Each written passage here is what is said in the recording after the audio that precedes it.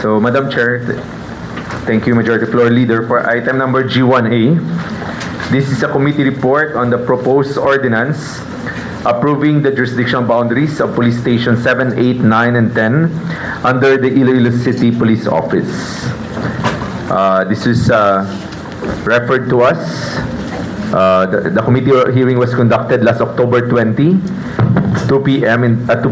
and it was headed by the Committee on Police, Fire, Penology, Public Safety, Order, Security, Dangerous Drugs, and Rehabilitation.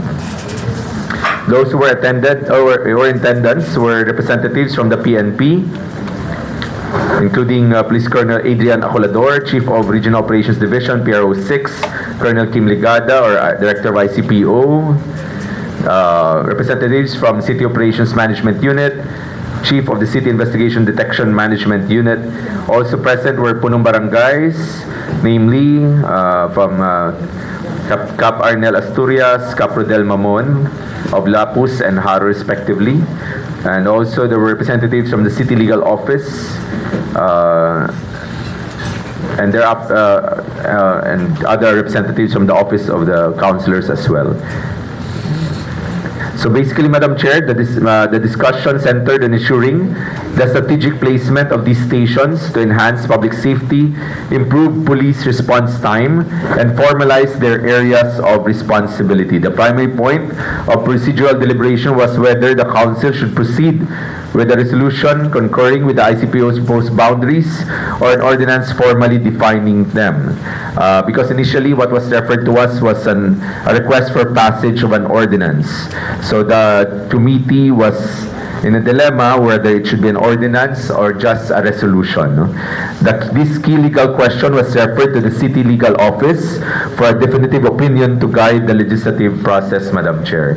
So the discussions, Colonel Kim Ligada, the ICPO, explained that while these police stations are already operational, their jurisdictional boundaries have not been officially constituted.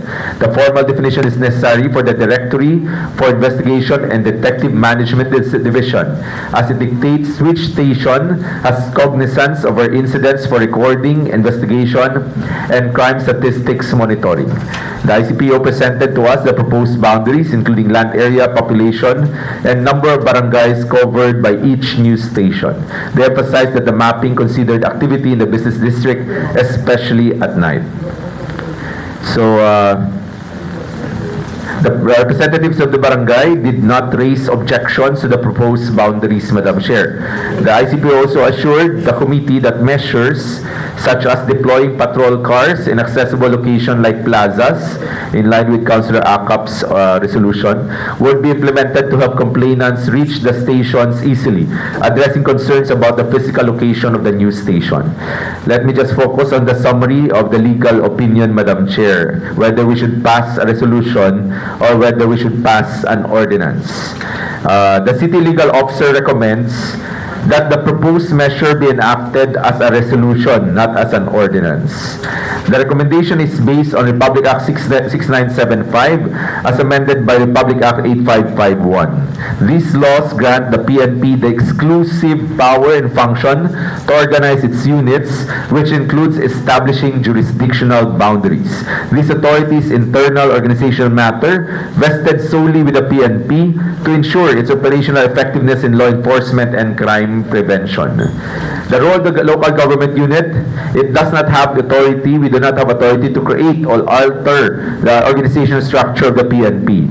Its role remains critical. Under the law, the city mayor exercises operational supervision and control over PNP units within its jurisdiction. So the conclusion, if we pass an ordinance, this would imply that the Sangguniang Panglungsod is mandating the structure of the PNP, thereby overstepping its legislative authority and encroaching upon powers granted to the PNP by national law. Passing a resolution signifies the Sangguniang Panglungsod formal recognition and adoption of the boundaries established by the ICPO. This approach respects the legal delineation of powers between the City of Iloilo and the PNP. It affirms the city's support for the ICPO's effort while maintaining the LGU's proper supervisory role.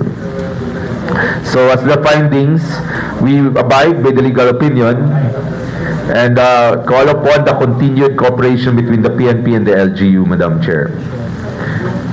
So, in line with that, here our recommendation, in view of the foregoing and after due deliberation, the committee recommends that the Sangguniang proceed with adoption and passage of a resolution adopting and recognizing, instead of an ordinance, it's a resolution adopting and recognizing the jurisdictional boundaries for Police Station 7, 8, 9, and 10 under Iloilo City Police Office in accordance with the recommendation of the City Legal Office.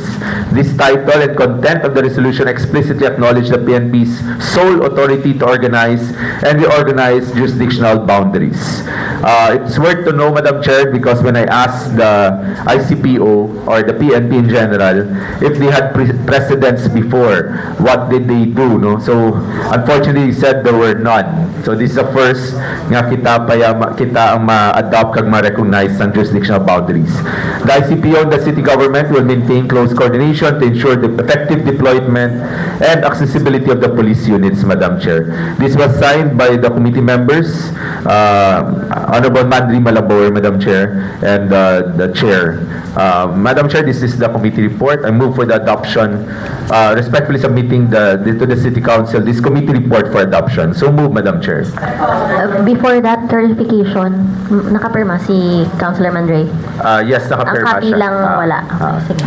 We will furnish you the copy ng pirmahan ni Councilor Malabor, Madam Chair. So it has been moved and seconded. Hearing no objections, committee report is adopted. Corollary to this committee report, Madam Chair,